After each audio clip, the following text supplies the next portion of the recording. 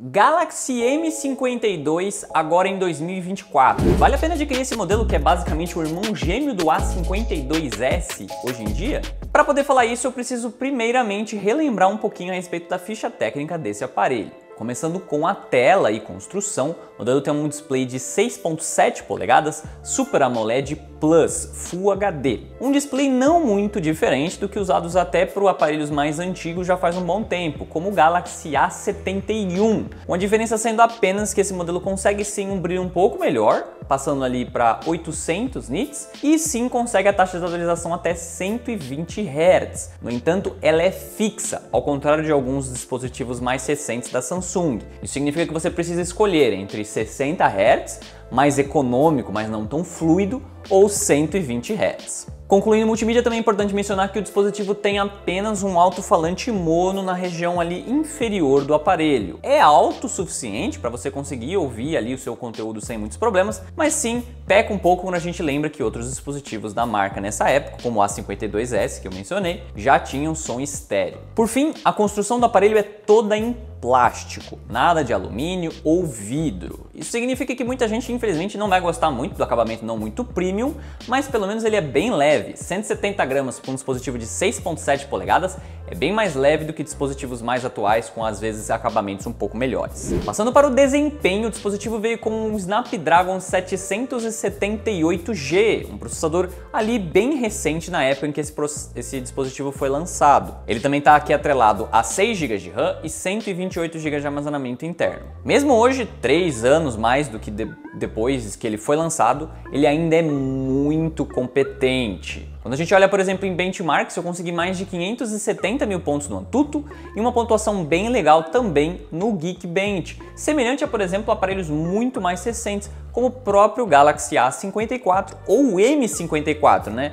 Substituto desse aparelho aqui. Inclusive eu vou fazer um vídeo logo comparando um pouquinho melhor esse aparelho com o seu sucessor, o M54, então vale a pena com certeza se inscrever para não perder esse vídeo. O que isso vai significar ali no dia a dia no geral? Basicamente você mesmo com o aparelho já tendo uma certa idade, não vai ter nenhum problema no quesito de desempenho. Tudo vai rodar na maior parte do tempo em qualidades super altas. Em games, por exemplo, e aplicativos, etc, não deve ter nenhum problema de sair e entrar, nem nada do gênero. É um dispositivo ainda muito rápido atualmente. No COD Mobile, por exemplo, que foi um aplicativo que eu testei, eu consegui rodar ali nas qualidades muito altas, com a taxa de atualização no máximo, e não tive nenhum problema de travamentos, nem nada do gênero muito impressionante. Ou seja, mesmo hoje em dia, ainda é um aparelho muito legal para quem quer jogar no celular. Seguindo em frente, passando ali para as câmeras, o dispositivo tem 3 sensores atrás. O principal é de 64 megapixels, abertura 1.8. Semelhante ali, novamente, ao do A52s,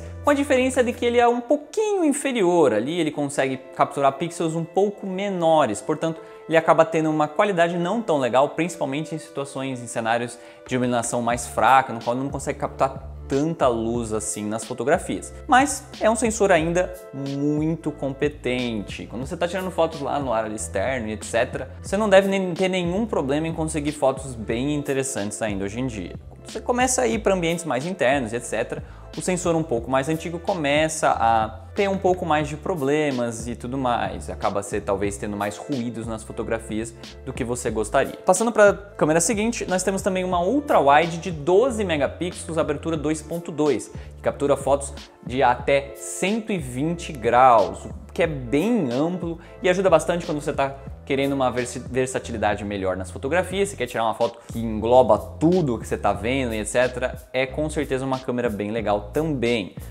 No entanto, não espere a mesma qualidade da principal. É uma câmera que vai sim, principalmente por conta dessa abertura 2.2, vai ter um desempenho bem mais fraco em ambientes de iluminação ruim e você vai sim ver ruído bem mais pronunciado. Seguindo adiante, o dispositivo tem ainda uma terceira câmera traseira, como eu disse, um sensor macro de 5 megapixels. Na minha opinião, esses sensores são mais para fazer volume do que para você realmente utilizar no dia a dia e etc. Eu, pelo menos, acho que eles têm uma usabilidade bem limitada. Você precisa com a mão bem estável para conseguir tirar uma foto no mínimo razoável, porque sem estabilização nenhuma, as fotografias ficam bem tremidinhas e por conta de você estar bem perto do item que você está tirando foto, qualquer coisinha vai fazer a foto ficar desfocada e Além disso, também 5 megapixels é bem pouco, né? O aparelho tem também uma câmera frontal de 32 megapixels, sensor que já é um velho conhecido e implementado em aparelhos da Samsung desde lá de 2019 com o A70. Não é uma lente que me impressiona muito, ela tem uma qualidade razoável e tudo mais. Por padrão ela tira fotos ali de 8 megapixels, juntando 4 megapixels em um para conseguir tirar uma foto interessante, mas não é uma foto, acaba que não consegue resultados muito bons, principalmente em ambiente interno e etc. Ela acaba tendo às vezes dificuldade para conseguir focar, mas ao menos ele sim permite gravação até 4K 30 fps na frente, enquanto que a câmera principal traseira também permite 4K 30 fps atrás, o que é algo sim interessante e que nem todo aparelho intermediário atual, que custa bem mais caro do que um aparelho desse está custando atualmente, tem. Seguindo adiante, aqui a gente tem a bateria de 5.000 mAh. A grande diferença para o seu irmão A52s 5G, né? Quando ele era novo, no entanto, a diferença de autonomia não ficava lá tão distante assim quanto a gente poderia esperar com 10% a menos de capacidade como o A52s possui.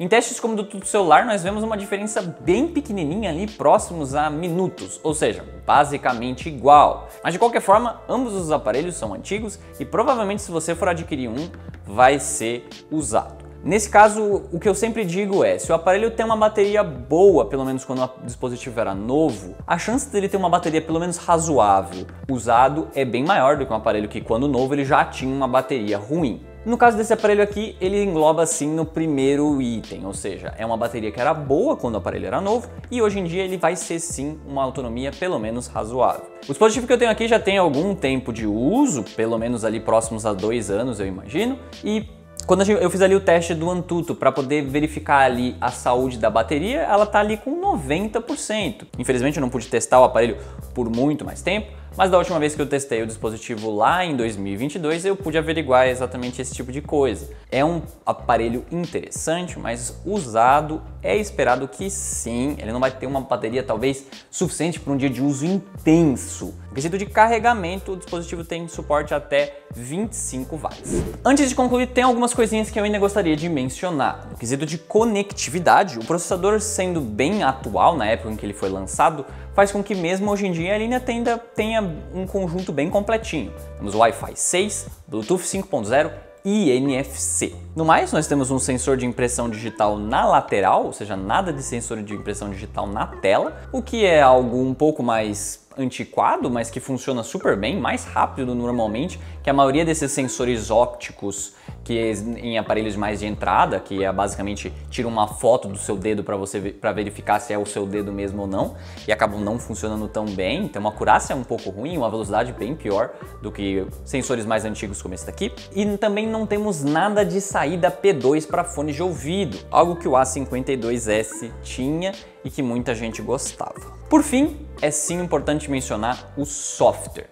O dispositivo aqui foi lançado lá com o Android 11 e na época que ele foi lançado, infelizmente, a linha M não tinha políticas de atualização tão interessantes quanto de aparelhos da Samsung mais recentes. Isso significa basicamente que o dispositivo recebeu apenas até o Android 13 e não vai receber o Android 14. Ou seja, 2 grandes atualizações do Android. No entanto, em quesitos de segurança, é esperado que provavelmente ele vai contar ali com 3 anos de suporte. Portanto, sendo lançado lá em setembro de 2021, é esperado que pelo menos até setembro desse ano ele ainda receba pelo menos atualizações trimestrais do Android. No momento ele está um pouco atrasado, no entanto, ele está com atualização de segurança de novembro do ano passado. Para concluir, a gente precisa obviamente falar do preço. Um aparelho como esse aqui está sendo encontrado ali normalmente na internet, em sites de aparelhos usados e tudo mais, na faixa de 900 a R$1.000. Nessa faixa de preço, o desempenho desse dispositivo, atrelado a essa bateria bem competente, é sim um diferencial desse aparelho. Além de contar sim com um software relativamente atualizado e que vai pelo menos receber atualizações de segurança por mais um tempinho, eu imagino. Sim, é importante mencionar que o A52s, que eu sempre fiquei falando, também normalmente custa próximo, apenas um pouco mais. Se você encontrar aquele aparelho e você pode abrir mão um pouquinho da bateria para ter um conjunto de câmeras um pouco melhor, além de ter ali certificação IP67 e som estéreo além de ainda estar com o sistema atualizando, talvez o A52S valha mais a pena. No entanto, se você encontrar esse aparelho aqui por um preço legal, eu ainda assim consigo super recomendar o M52 atualmente.